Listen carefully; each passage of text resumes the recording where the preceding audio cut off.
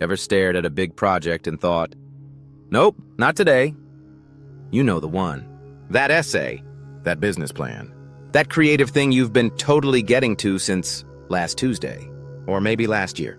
It starts the same every time. You sit down. You intend to work. But then your brain's like, let's just scroll for a minute. Let's clean the kitchen first.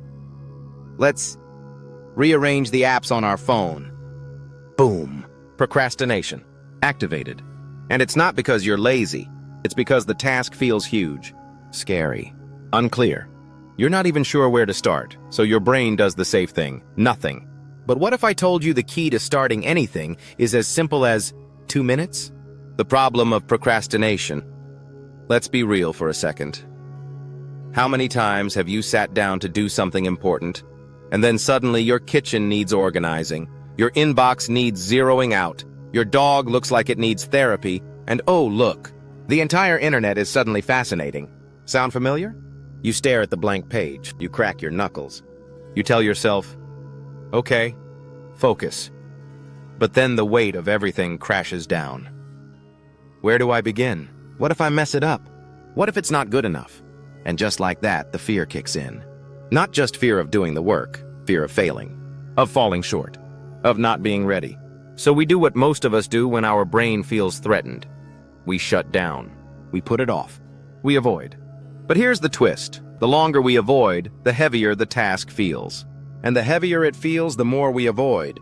Welcome to the vicious loop of procrastination, where projects go to die quietly in digital folders and dusty notebooks. But guess what? You're not broken. You're just overwhelmed. And overwhelmed doesn't mean incapable. You just need a way in. A small, manageable opening in that wall of resistance. And that's exactly what the 2-minute rule is. Introducing the 2-minute rule. Okay, now imagine this. Instead of telling yourself, I have to finish this giant thing today, you tell yourself, I'm just going to do 2 minutes. That's it. 2 minutes of sketching. 2 minutes of stretching. 2 minutes of outlining the presentation. 2 minutes of organizing just one folder on your desktop. It's so small, your brain doesn't even flinch. It says, all right, I can handle that. No big deal. And here's the secret sauce. You're not committing to finishing the whole task. You're just committing to starting. Because the hardest part of any project isn't the middle. It's not the deadline. It's crossing the threshold. It's going from zero to motion. The 2-minute rule is a psychological sneak attack on your resistance. You lower the entry barrier so low, your excuses can't even trip over it.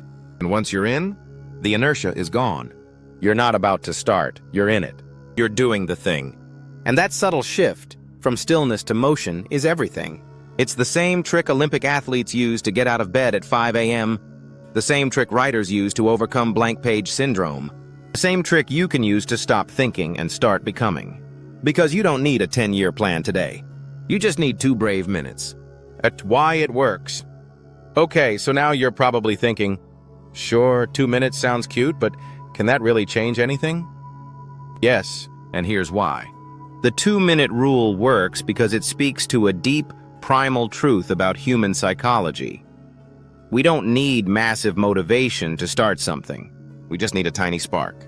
One movement, one breath, one choice that says, hey, we're doing this now. See, your brain loves motion. It thrives on momentum. But when you're sitting still, overthinking, and drowning in mental to-do lists, your brain is stuck in analysis paralysis. It's like standing at the bottom of a mountain thinking, there's no way I can hike all the way to the top. But then someone taps you on the shoulder and says, hey, can you just take one step? You do? Then another. And suddenly you're halfway up the mountain before you even notice your legs are moving. That's the 2-minute rule. It lowers the bar so much, your fear and resistance have no excuse not to move. And the moment you start, even for 2 minutes, you trigger something called a success spiral. You start. You feel progress. You feel good about making progress. You want to keep going. You keep going. It's not magic. It's chemistry. Literally, your brain releases dopamine, the feel-good neurochemical that's like your internal hype man. Even a tiny win tells your brain, this matters. Let's do more of this. That's how you go from stuck to unstoppable, putting the rule into action. So let's bring this down to earth. Let's get tactical, because this isn't about theory. This is about changing your day, right now. Let's break down how to make the 2-minute rule part of your routine. First up, 1. Pick something specific. This isn't about saying, I'm going to write a novel. It's, I'm going to open the doc and write the first sentence. I'm going to brainstorm 3 ideas for that post. I'm going to tidy up just one corner of my desk. 2. Set a timer. There's something powerful about hearing that tick-tick of the clock. 2 minutes becomes a little challenge, a mini-mission. You're not trying to crush the task. You're just trying to show up. No distractions, no switching tabs, no doom scrolling, just 2 focused, intentional minutes. 3. Let go of perfection. These 2 minutes? They are not about quality. They're about momentum. So give yourself permission to suck. Yes, you heard me, suck on purpose. Because ugly action, perfect inaction. Every single time. And here's what's going to happen next. 9 times out of 10, once the 2 minutes are up, you'll feel something shift inside. You'll feel lighter. You'll feel like continuing. You might keep going for 5 minutes, or 20, or you might stop, but either way, you've already won. You started, and that's more than most people ever do. Beyond the initial commitment. Here's the truth most people don't realize. The 2-minute rule is not about 2 minutes. It's about the person you become because of those 2 minutes. Think about it. Each time you honor that tiny commitment, even when you're tired, even when the mood isn't there, you're building something way more valuable than a to-do list. You're building self-trust. You're telling your brain, hey, when I say I'll show up, I do. And that is how confidence is really built. Not from loud motivation speeches or waiting for a wave of inspiration to strike at 3 a.m., but from quiet, consistent follow-through, 2 minutes at a time. The best part? That momentum compounds.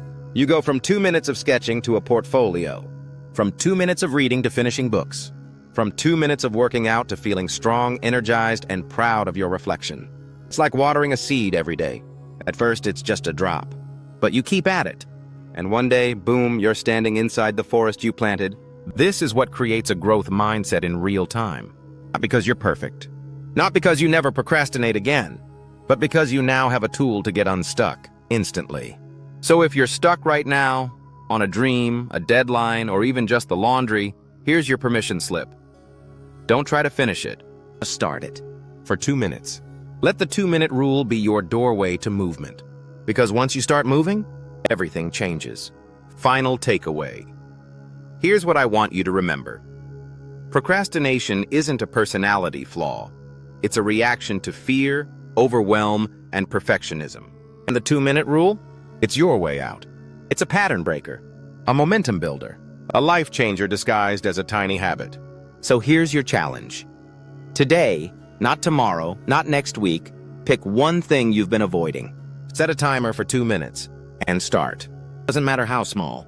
Doesn't matter if it's messy. What matters is that you move. And once you're done, celebrate the hell out of it. Because you didn't wait for motivation. You chose action. You chose growth. And trust me, that's how success is built. 2 minutes at a time. If this fired you up, drop 2 minutes in the comments. Like a friend who's stuck.